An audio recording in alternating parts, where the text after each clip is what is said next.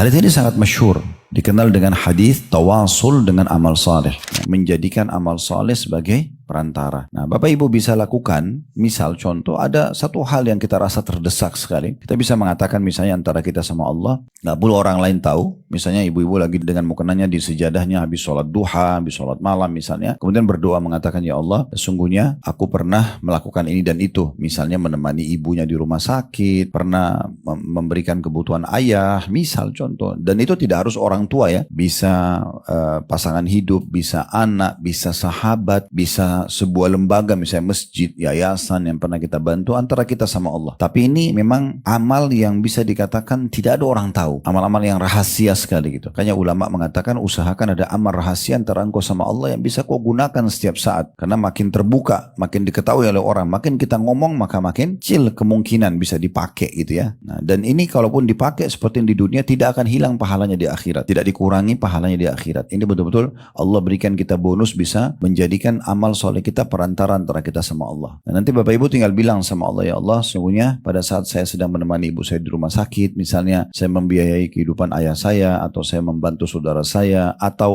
mungkin ibu bantu suaminya, suami bantu ibu misalnya, dan segala macam hal yang kita anggap itu adalah amal yang besar gitu, atau amal yang paling tulus kepada Allah. Lalu kita mengatakan, kalau itu ikhlas karenamu ya Allah, tolong sembuhkan penyakitku, keluarkan aku dari masalah ini, berikan hidayah suamiku, berikan hidayah anakku, apa saja yang kita minta, boleh kita jadikan amal tersebut sebagai perantara. Dan amal ini tentunya ya, kalau kita sudah jadikan perantara, berarti kita nanti kalau butuh lagi, kita jadikan amal yang lain lagi. Bukan berarti satu amal ini berulang-ulang gitu ya. Berarti memang kita membutuhkan banyak sekali amal-amal. Dalam keseharian banyak yang bisa kita lakukan ya. Misal contoh kita hanya mendahulukan seseorang, kita lagi di kereta, di bus, ada orang mau duduk lalu kita dahulukan dia, itu sebuah amal. Asal kita tulus saja contohnya. Atau kita beli makanan, kemudian kita berbagi dengan orang-orang yang di pinggir jalan. Atau kita kebetulan lihat orang fakir miskin pakai gerobak di jalan sama keluarganya, kita kasih uang dan segala macam hal lah. Atau ada orang yang datang terlilit utang lalu kita lunaskan, kita mudahkan urusan pegawai-pegawai kita. Misalnya Bapak Ibu punya pegawai, ada masalah kesian mereka hadapin gitu ya, kita merasa prihatin lalu kita mudahkan buat mereka. Semua itu adalah amal-amal saleh yang sangat besar manfaatnya di saat kita sedang terhimpit. Kita bisa gunakan semua itu.